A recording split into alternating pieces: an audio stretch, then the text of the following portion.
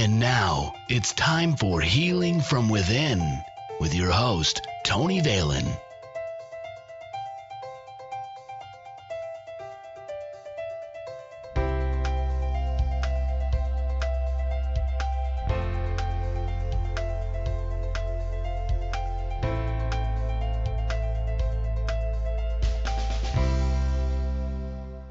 Welcome to Healing from Within. I'm your host, Tony Valen. You can contact me, Tony@TonyValen.com, or visit our website, healingfromwithin.net. Follow the show on Twitter, @TVHFW. Joining us on today's show is Mark Troy. Mark Troy is a spirit, medium, and an intuitive life coach. You can learn more about Mark at www.marktroymedium.com. Mark, welcome to the show. Thanks for having me, Tony. I'm so excited. It's a real pleasure to be on your show. Well, thank you so much. I'm very happy to have you here as well. So let's get started. What are your gifts and how did your journey start? Well, as far as my gifts, I kind of believe like many of us have a lot of different gifts, but I have the ability to help provide insight into people's lives by using my psychic ability, using what we call the clairs, as well as the ability to communicate with the spirit world.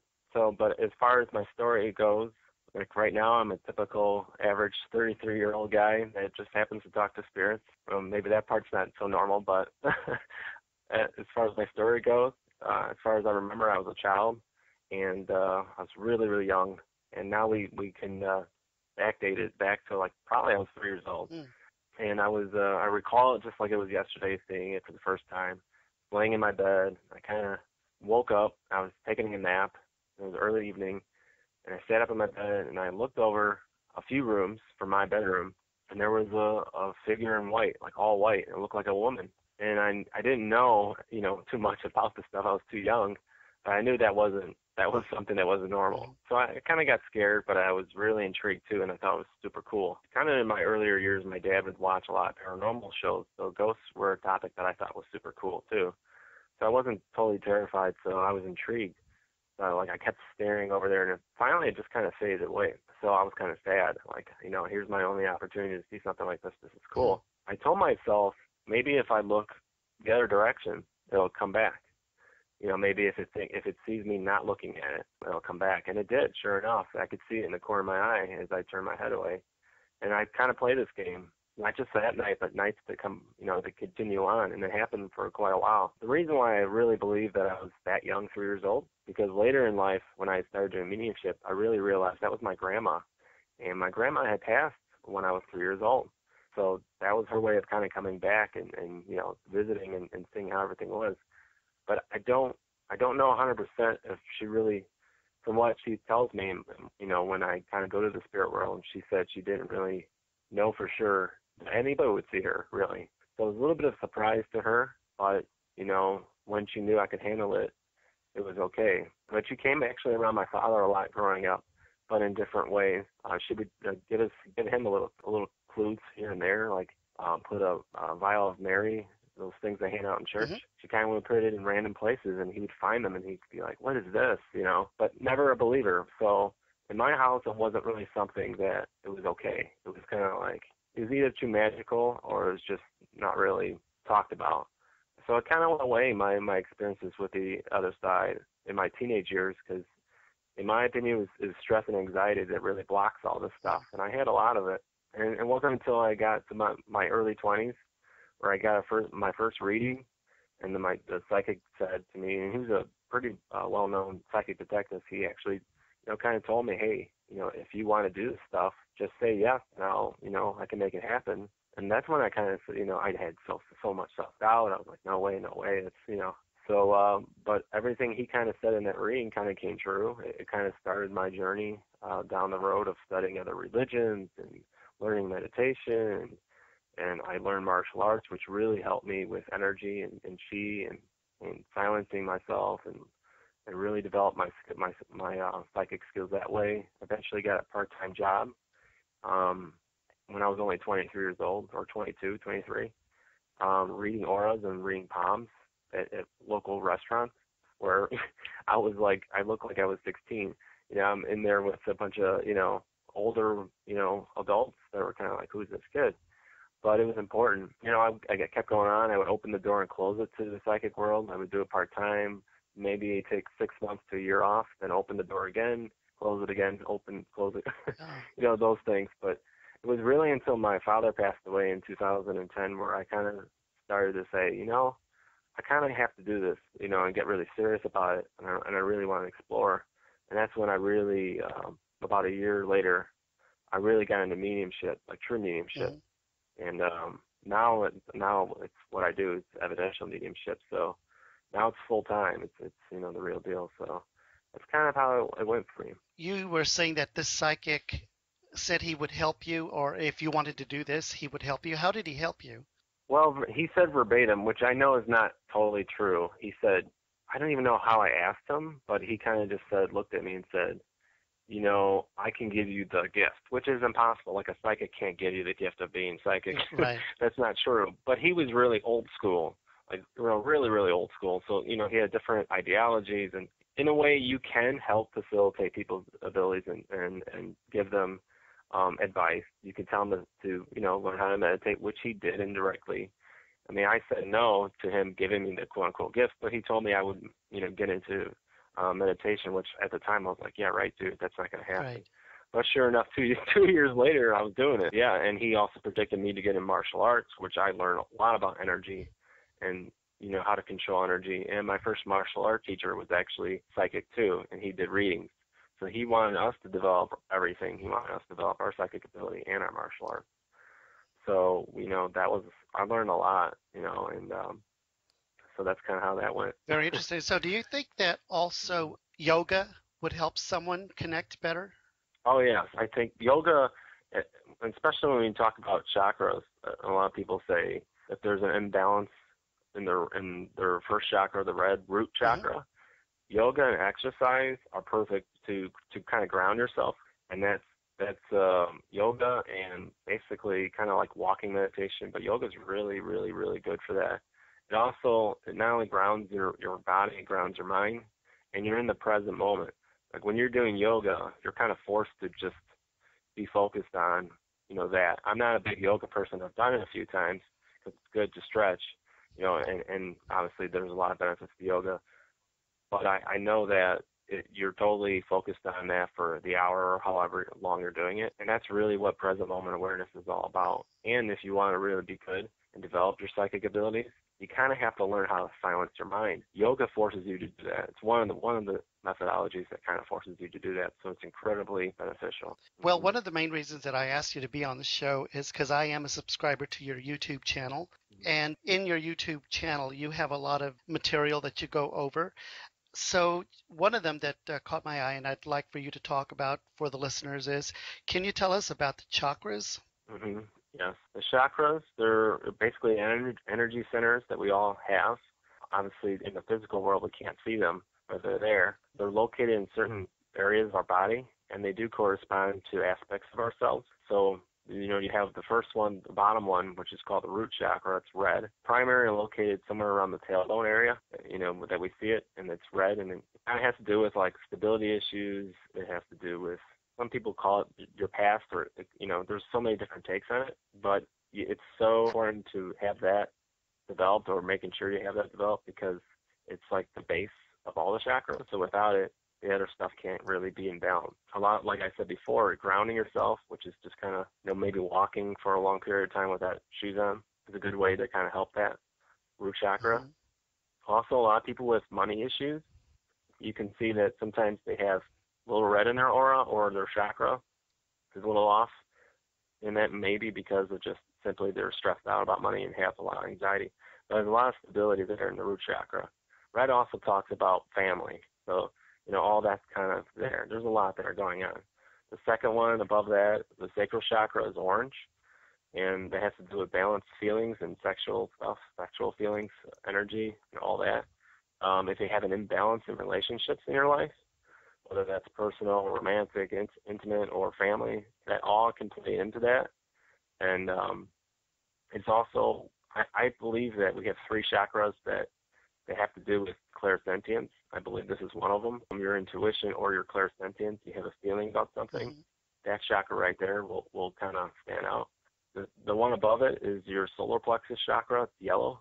interesting when we talk about how chakras affect the organs or your body. And this is just basically in the last year I've noticed this with myself or other clients. If they have a feeling about something that's not going well, they'll have some irritation around either like their belt line or above that solar plexus, and it will get really severe if the issue isn't resolved, or if there's an imbalance. Maybe it's their work life they don't like, maybe it's relationships. But I really kind of believe your clairsentience, which is like feeling, like that clear feeling that, sensing something's not correct or imbalanced, that's affecting you physically. Clearing that out and getting things resolved in the real physical world will help balance your energy out too. But the solar plexus chakra has to do with, when I see like the yellow, has to do with intelligence or self-confidence. You have the heart chakra, which is obviously located near the heart. Feelings, and again, the other chakra that I really believe some people have stronger clairsentience in their heart chakra. Goes without saying, relationships or just love and an expression of love is right there. Above that, throat chakra, sky blue, has to do with self-expression. I'd say a lot of people who can write or speak well. So it's funny because people could have some like sore throats or issues like that come up, and sometimes it's because they're so sensitive and their psychic ability is so strong they don't even know it. It's manifesting in their physical organs in that area. So if they're having problems communicating with family, friends, or work or whatever, they'll actually kind of hurt, or maybe they're getting sick in their throat or scratchy throat or sore throat.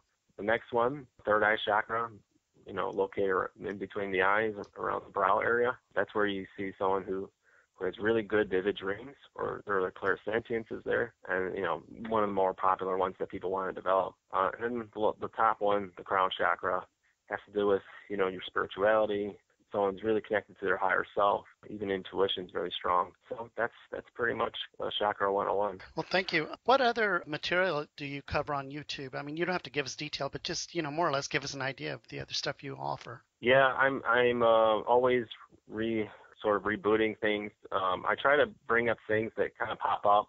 A lot of stuff is energy-wise. I'm not a big astrologer guy, but I'm probably going to get eventually into astrology a lot more, and I know a lot of it impacts people's lives. And when I see all kinds of people kind of tell me, hey, over this weekend I had a lot of trouble, it shows up in astrology where that's important. So I want to talk about things that are affecting people a lot. And the way my YouTube channel is kind of going right now, I'm answering a lot of questions that a lot of people are having. So I always welcome people to send me a message, an email on the YouTube or Facebook. I'll answer it. So it's a way for me to sort of address things and start a conversation and a dialogue. But I talk about things from metaphysics to spirituality to the psychic stuff to paranormal to the other side.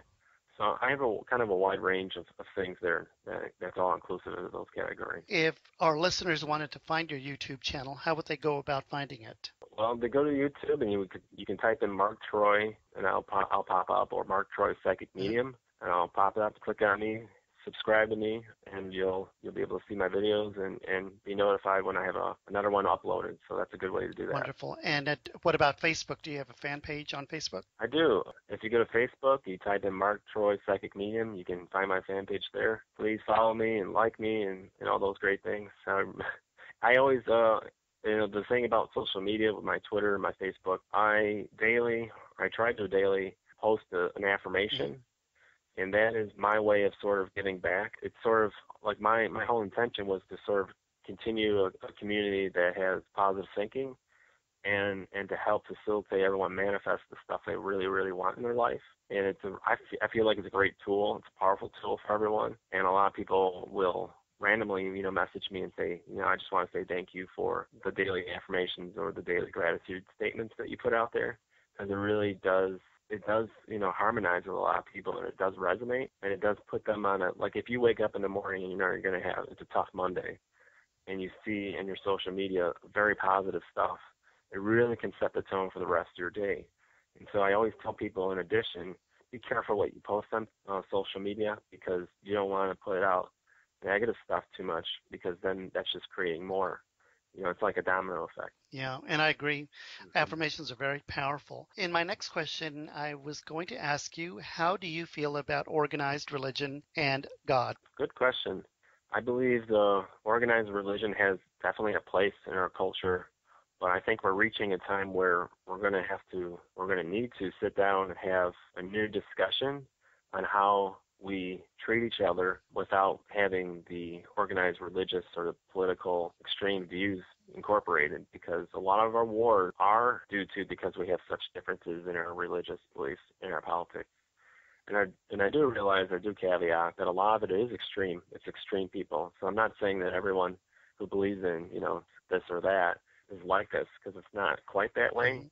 It's just that religion can be so healing for so many people and yet so divisive and quarrelsome for conflicting views. And I think if we can just kind of sit down and approach all of our issues that are going on in the world almost secular and have a new discussion of what makes sense for the better good of the planet, instead of making decisions out of a book that was written thousands of years ago, it would totally change the way we do things. So I think we need a reboot of how we go about stuff. And maybe religion does need like a facelift.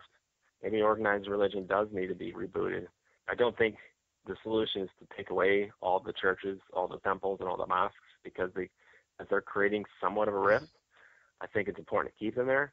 But we definitely need, as a world, if we want the plan to survive, which is really the basic point of this, is we need a new discussion on how we can get along without having the books interfere with common sense. Right. Going back to our original stuff that we were talking about, you talked about chakras. The thing that relates to chakras, at least the way I see it, is the aura. How is the aura related to the body? And when you look at an aura, what can you tell about a person? Yeah, sure. Everything is made up of atoms. So we always say energy. I think a lot of times when us in metaphysics or the psychic world, when we talk about energy, it sounds a little too magical for people. So I like to kind of start by saying we're all made up of atoms. Yeah. But the aura is just it's like an inner extension. It's what they call a subtle body. It's just an energy sort of field of information that's outside of us, that extends away from the body. But in that energy field, in there, you can see the colors. They're there. All the colors of the chakras and all the colors basically of the rainbow are in your aura. And what you can see is that some colors stand out more than others. So you have more primary colors, and they actually reflect attributes and aspects of yourself depending on the color. So if I see a yellow, I know I see someone who has self-confidence as an issue or something they have that they've obtained. So there's that there. There's a lot of times there's a teacher there. You see yellow. A lot of teachers end up being yellow. Someone who is very intelligent and really makes that an importance in a life. It's funny, like if I use an analogy, all this stuff kind of changes. Like if you're at Walmart and someone's really, really mad, you're probably going to see red as a dominant color in their aura, and maybe you're not going to see their true colors, because of that moment. What goes on in the inside, kind of comes out on the outside. Yeah. So it's always interesting when the term seeing red, or when you can see auras, you truly can see someone, as seeing red. So when we talk about looking at the aura, that's what we call objective clairvoyance. That means I can kind of see with my own eyeballs your colors. Subjective clairvoyance is when I can see in my mind's eye the visions and stuff like that. Right. So the aura, to me, it kind of came to me when I got my first job, actually, when I was 23. I went to a restaurant. There was a bunch of readers there doing readings for just patrons coming in. And the lady looked at me and was like, "You're way too young for this." And she said, "You got to read me in order for me to let you in here." I was kind of reading her palm, and she was not totally impressed. She's like, "Well, you got to give me something else." And then, her aura was just there, and I talked about her aura, and she's like, "Oh, I'm sold." It just so happens she had gotten her aura read by another psychic not so long ago and matched perfectly. So she was totally blown away. I always found it important before I do like a reading myself, a long mediumship reading. I try to look at the aura first for the client. So because you got to understand your client before anything else. So I think it's really important. This is Tony Valen, host of Healing From Within. You can visit our website, healingfromwithin.net, or contact me directly, tony@tonyvalen.com. We are joined by our guest, Mark Troy. Mark is a spirit, medium, and intuitive life coach. You can learn more about Mark at www.marktroymedium.com or follow him on Twitter at Mark Troy Medium. Now, Mark, can you please tell us about the different clairs, how many there are, how many do you possess, and how do you use them? And I think you already touched on that, but would you mind going down Yeah. on specific on the different ones? Sure, sure. So for every sense we have in the physical world, our ability to taste, touch, smell, feel, and all those senses, we have the same thing in our psychic senses. So the ability to see is clairvoyant. The clear, it's called, literally translates to clear seeing. So in that sense, you can. It depends on who the reader is or who the psychic is. That includes premonitions. It includes the spirit world. It includes stuff going on right now, or maybe you're seeing people's stuff going on in their life, and that's all visual for you in your mind's eye, or it's past stuff. So it incorporates a whole lot right there. Clairaudience, for those out there who aren't sure where you really get your clairaudience, it's actually from the throat chakra. The communication chakra is actually where you get your clairaudience, and that's clear hearing. So, and then you have objective clairaudience and subjective clairaudience. Doesn't happen a whole lot for me, but once in a while I'll hear actually something or someone talk outside, like in this room. Yeah. In the physical world, and I'm like, oh my God, that's and it's such a gift, when it happens, but it's very spontaneous, and it doesn't happen often, and it's really hard for a lot of reasons, but that's objective clairaudience, and subjective clairaudience is when you hear it in your head, where it's like a word or a name. For those of you, and this is a common question for, especially in mediumship readings or whatever, where you'll hear a lot of mediums say, hear a M name or a Mary or M sounding name. Easier to hear in cadences, which is like the sound, than it is sometimes to hear the full name. And people have to keep in mind that this isn't text messaging that we do or instant chat. It's in a different dimension, Yeah. So that it's like different radio frequencies that are trying to match up. Sometimes it's kind of, you can hold the radio frequency match up for an extended amount of time, and sometimes you just can't. And sometimes it's the spirit world has trouble, communicating or sending information. We just assume that since they're in the other side, call it heaven, call it the other side, call it whatever, that they could just come in and kind of talk, and it's not that easy for them, So that's all you got to keep in mind. But there's clairalience, clairgustance, which is the clear tasting and clear smelling.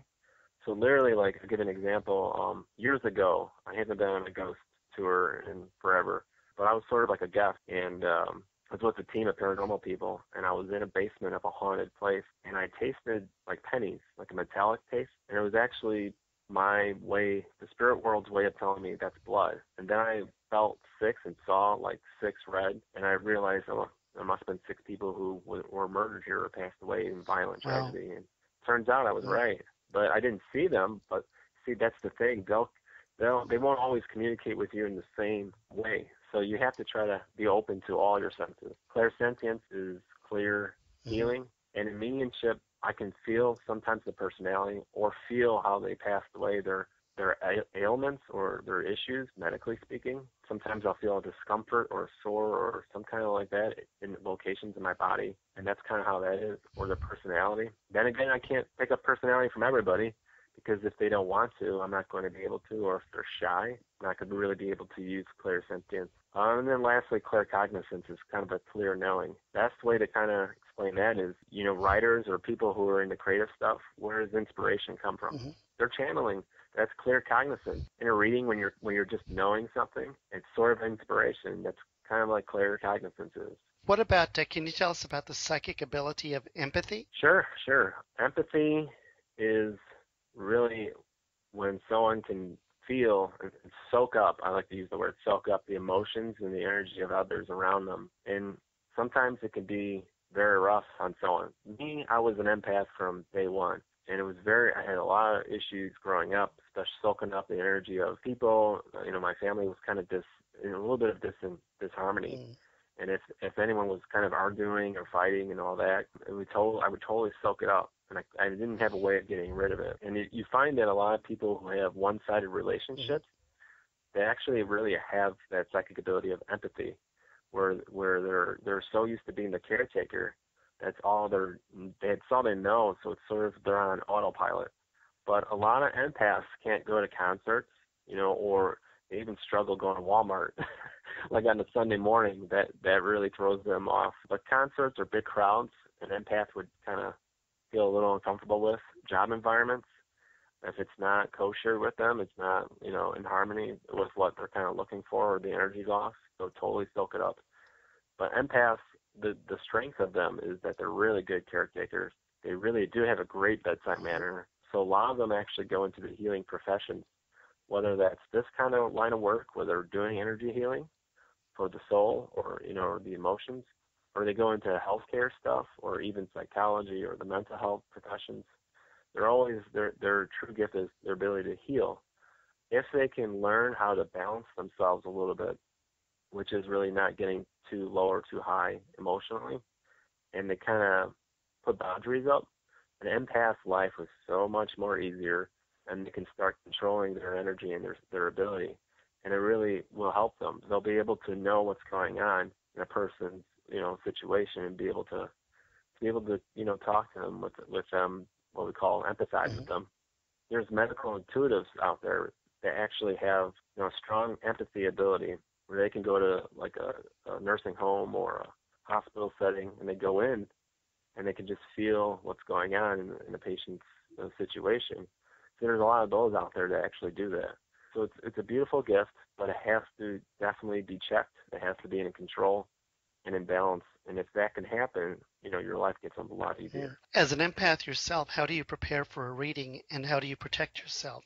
For me, I really try to keep every aspect of my life in harmony and address every issue. So whether that's relationships, whether that's money, whether that's health, whatever it is, that's important for an empath, and I'm no different. I think, a reader or someone who goes into this field and gives healing or readings and stuff like that, if they can't be the example, then, their clients won't have anything to kind of match up with. So it's important. How I go about preparing for readings has totally changed. I've learned through people like J. Krishnamurti and Eckhart Tolle and Deepak Chopra and Wayne Dyer, this thing that we call present moment awareness. For a long time, I kind of confused meditation, the method of meditating, as the only thing I had to do. And, like I would meditate, it's almost like hypnosis, and then, I could come out of it, and then I'd be sort of like back to being stressed out. And I think a lot of people don't know that. Like meditation, the method of actually meditating is supposed to just be that. It's supposed to kind of introduce you to how you're supposed to live. And now, since I can kind of be in the present moment in my wake state hours, where I'm totally here and now, I don't have to do as much, like the protection, the shielding, and all that stuff. I don't even do anymore. And a lot of people ask me about it. I used to be huge into saging and protecting and all that stuff. But I was working in a really stressful environment. I used to work in a psych ward. Oh, wow. Yeah. And I tested this out. Yeah. There's no better place to test out this theory than a psych ward, in my opinion. But I totally stopped doing a lot of the protections that we do, the ritual stuff. And I just would do pretty much present moment awareness, totally. And not only was I not feeling any negativity from that environment, I felt better. You know what I mean? Like I would go into every day used to like protect, and I still would get horribly crabby or just upset, and I would soak up all that stuff, and then totally got rid of it. Went to just practice present moment awareness, just being there and detached from the outcome and all that stuff, and that's really all I needed. It really enhanced my intuition. It really just brought out the best in me, and I kind of was able to, I guess, in a way, just be there, be in the moment, and not being attached to anything else. So that's really how I go about it. So it's really a way of life. It's not just a method, but a way of life. Right. It's truly a way of life. I think Eckhart Tolle says there was somebody that once asked a monk, or the monk asked them, so how long have you been sitting? And sitting means how long you've been meditating. And the person said, I don't know, about 10 years. And the monk said to him, well, you still don't have it? So in essence, if you keep, after 10 years and you're just meditating, for 15 minutes a day, and then the rest of your wake state hours, you're miserable, it's not working. You're missing the point, because the method, if you just do the method of meditating, and the rest of your life is in misery, you're just wasting your time. It's the method is supposed to introduce you to a way of life, like you said, and that's the biggest thing. Right. What are your thoughts on intuition versus ego? Another great topic. A lot of people get these two very, very confused. Ego is, let's say I wanted to be a professional football player. I'm only 5'10", 180 pounds. That's not going to, it's probably not going to work. But if you get that confused with intuition, that's a desire. Intuition is something inside you that if you're able to silence yourself, you can connect to that creative force that created everything. That's intuition. Ego is wanting something so bad, regardless of how it appears or the outcome is going to be. And it's so important, especially for younger people who have great psychic ability. I find a lot, and this was me too. I mean, I'm not exempt from this, especially when I was starting out. I would totally confuse desire for intuition, and I would feel like, I really want this. It must be my intuition. Well, that's not really true. Did you kind of detach yourself? Are you being objective? Did you get silent? And did you kind of connect to that inner knowing? And when you do that, and it's totally different from the desire, it's a little different. The way I truly believe in all the stuff that we do, even more so than the visions or the clairvoyance. I think if you find someone who has great intuition, it's more important to be in harmony with your intuition than it is to be able to predict. A lot of people find readers who are great at predictions, but they don't find readers who are great with their intuition, and it's totally different in my opinion. Intuition is far stronger, it's far more important, and it can't lead you wrong. Your own intuition about your own life really never is wrong, and if you follow that, you can't go wrong. Awesome. Do you have a mantra? I do. I really believe when your passion is your work, you are truly alive. And so that means there's a difference between living and really being alive. Living is kind of getting up and going through the motions and sort of waiting for the end of the week to come so you can kind of have a relax and just a break from everything. And that's sort of living and getting by. But being alive is, like I said, being in the moment, being in the present always. I find it if you're someone who wants that, and in my opinion, your purpose to your life is to maximize your talents, your gifts, and your abilities to the fullest of their capability. If you can do that, I really believe you're fulfilling your purpose. I don't think that everyone necessarily has to have their full-time job as their passion. If you can make it and really, really try to do it, I think that's great. But you have to incorporate it somehow. You have to have your hobbies and your talents and your gifts somehow in your life constantly. And you have to kind of try. In my opinion, I think everyone should try to get their passion to be their work. If you do what you love for a living, I really believe that's how you can actually sustain youth. And I really believe that's being truly alive. And it seems like for you being so living in the now and calm, that tells me that you are doing your passion full time. So that's wonderful.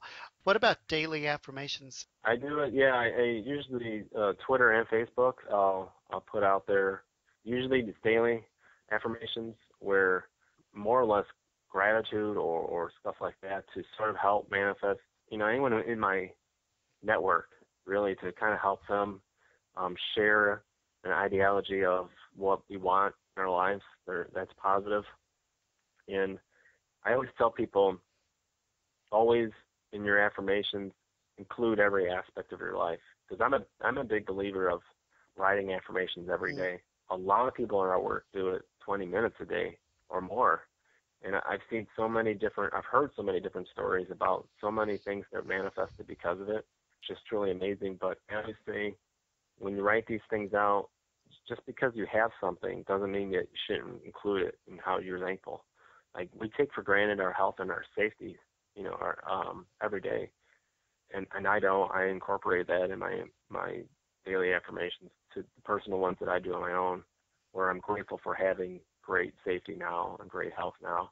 Our relationships with our friends and family, incorporate that, money. And if you're in a relationship that's going well, still write that, how great it is to be in a loving romantic relationship with the right person now. Right. It still harmonizes and still sustains that great energy. So when I was younger and I started out with all this stuff, I used to kind of say them out loud, and nothing really would turn up. Nothing would really turn up, right? If you write these things out and you don't have that core belief that this is now and it's coming, that it's here now, it's not going to work. So the intention, when I talk about your intention, is kind of trumps everything.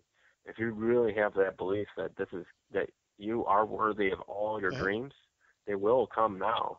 So you just kind of have to be ready for that showing up at any minute, though. Yeah.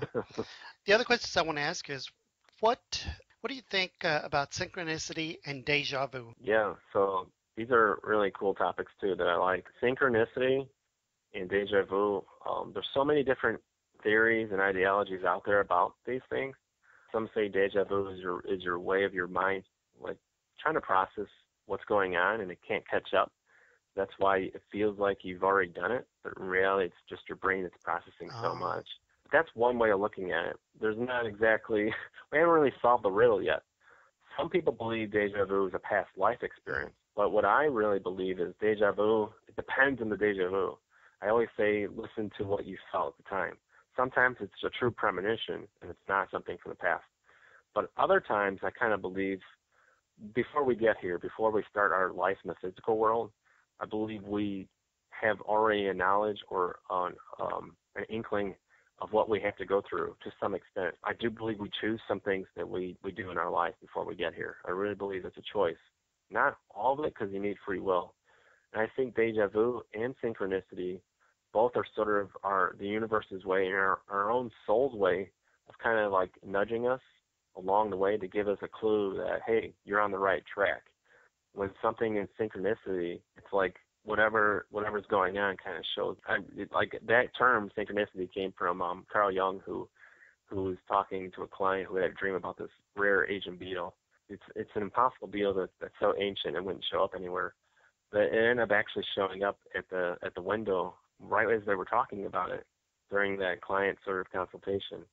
So what are the odds of that rare beetle showing up physically in your room as you're talking about it that showed up in your dream? It's like, it's an impossible chances, right? The likelihood's very rare. But that term is kind of like used to make sure that your guides or spirit or God is kind of saying, hey, you're on the right track, keep going for whatever it is that you're into or whatever the dilemma or the issue's going on. So I think they're powerful tools from the universe and from yourself that kind of help give you a little boost of confidence into that you're going in the right direction. And what about past lives? What is your thoughts on past lives? Do you believe in past lives, or? Yeah, I absolutely do. I've had from different religions that believe in reincarnation. From the most compelling stuff for me is when you hear there's databases of stories, especially from kids, who will talk about experiences that they shouldn't have any frame of reference for. You hear about like a 5-year-old who has a World War II memories and stuff like that, being an air pilot and stuff like that. That's like, there's no way subconsciously they soak that up in their environment, stuff like that. For me, my first martial art teacher was totally into past life regression, hypnosis, like guided meditations that you can go and see some of your past life stuff. So I was always kind of very intrigued about that. And I always say, you look around different cultures, they talk about reincarnation and they talk about stuff like that. So, is it just, if you're just basing it on the culture you're living in now, I think that's sort of limiting. I think it's a very interesting topic. I also think too that we come from a creative, loving place, what we call God. Mm-hmm. I don't think God would limit us this experience just one time, knowing that we're full of flaws, because that's the whole idea of being human. The whole idea of being human is, through suffering, you understand compassion. I don't think He would just allow us to kind of be here one time, one shot. We screw it up and don't get what we want out of it. That's it. Yeah. You know what I mean? I think past lives, though, I think you have a choice in that too. I do believe that reincarnation is the soul's choice. I don't believe it's totally for everybody, and I'm not sure every soul does reincarnate, but I do believe you have a choice.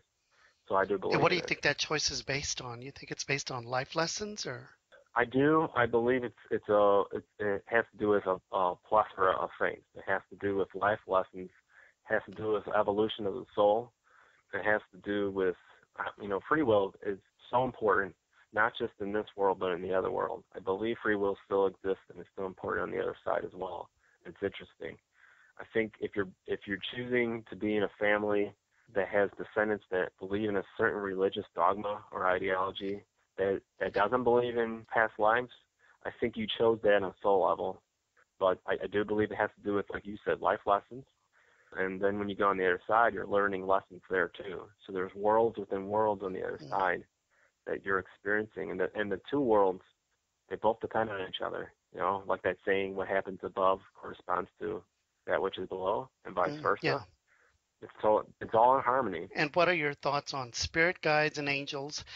Do you think there's a difference? And do you think that either spirit guides or angels have been human before down on this earth, or what are your thoughts on that? Well, I think that they have different sort of job duties, Yeah. so to speak. We're all given guides. We're all given these helpers from the spirit world that are kind of around us all the time. A lot of people ask me, since I do mediumship, like, well, are my relatives my spirit guides? And relatives can act and do things like spirit guides, and they do try to come around and help you. It's just that there are spirit guides who weren't in this family, in this physical world that you knew of, that are almost full-time, almost 24 hours a day, that kind of thing, where they're constantly trying to inspire you, they're trying to help you, and at the same time, they learn from you and they evolve. Angels, I grew up Catholic, so I believed in them from that standpoint, and then I kind of didn't believe in them because of the same reason, because I had so many different flaws. I saw so many flaws about Catholicism, and I saw a lot of things I liked, but I kind of said, no, I can't, and I don't want to believe in them. I don't want to believe in them. Then I got Reiki attuned, and I had like an experience through that where I was meeting angels. So for me, I really believe they are. Is it possible they could have had a human life? I really believe it's possible. I do believe most of them choose not to, and I believe a lot of them are just in a different sort of, I kind of believe in a hierarchy on the other side where are different worlds. And I believe they sort of vibrate or attune to a different frequency where they're more or less concerned of stuff on a higher frequency, kind of doing other things, and they like to intervene in this world. I really believe I've had a few times where I probably, I was driving, what was this, about 2 years ago, where I was driving in a really slick road, and it was raining, it was bad, and then my car kind of went out of control, and I thought, sure enough, I was going to hit an overpass like that kind of, building, and I thought, there's no way, and there was a semi in my way, and I was like, one way or another, I'm in trouble, and the car, I hit the brake, and it wasn't braking. Like, I was just going full blast. I was like, oh my God, and all of a sudden, bam, it stopped. And then, like, in that second, I kind of got a glance, and I saw, like, almost like a white, like a mirage, sort of how I would see a spirit. And it kind of went away, and I had that feeling like, yeah, I just got an experience. You know what I mean? So I've had a few of those where I was like, that's the closest thing I've had to it, to seeing an angel. And to me, I think when people say, no, they can't have a human life, I think that's choice too. Majority of them don't. But I think there's times where they could choose to do that. So there's a pretty much my beliefs and the differences.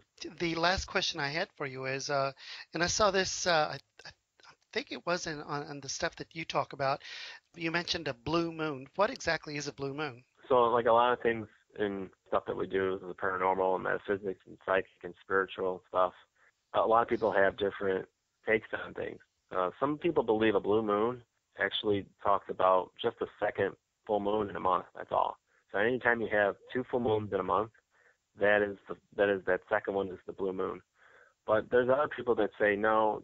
The term comes from a blue moon is when you have an extra moon in one season. So we have 3 full moons every season. So you have 3 full moons in fall, 3 full moons in winter, spring, and summer. And once in a while you'll get that extra moon. So the next time we'll get it is next year, I think June or July of 2015, where we'll have a second, full moon. So that 13th moon in the calendar year And it's important to talk about because moons, when I see a full moon and how it affects people's lives, it's totally noticeable. For some people, it digs up emotions from unresolved stuff, and they feel almost as if they hate the experience. But in reality, full moons is intensifying kind of like your emotional state. And it's an opportunity for us to sort of resolve what's going on that we're kind of brushing under the carpet. I always look at it as super beneficial. And I feel it's always healing. New moons is always a great time for people to manifest new beginnings and stuff they really want in their life, their intentions. And full moons for me always increases people's psychic ability just a little bit. But in reality, it's always a way and an opportunity for us to kind of create or finally get over the unresolved stuff that we haven't resolved yet. So to me, it's very important to kind of take notice to. And our thanks to Mark Troy for being on the show. Mark is a spirit, medium, and intuitive life coach. You can learn more about Mark Troy at marktroymedium.com. Follow him on Twitter at marktroymedium. You are listening to Healing from Within with Tony Valen here on Blog Talk, airing Monday through Friday, 6 p.m. Eastern, 5 p.m. Central. You can visit our website, healingfromwithin.net, or contact me directly, tony@tonyvalen.com. Please follow the show on Twitter at TVHFW. Thank you so much and have a blessed week.